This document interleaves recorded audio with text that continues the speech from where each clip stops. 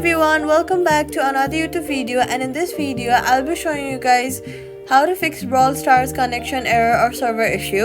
If Brawl Stars throws a connection error or a server issue message, do not panic. First, check your internet speed. Open a browser or another app to confirm that your network is working.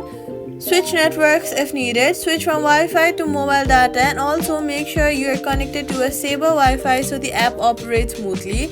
Next, turn on airplane mode for about 10 to 15 seconds and then turn it off.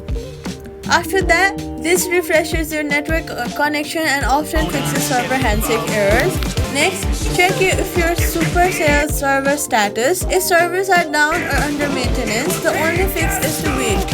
In most cases, connection errors resolve themselves within minutes once the network stabilizes, and that's it. Subscribe for more quick fixes.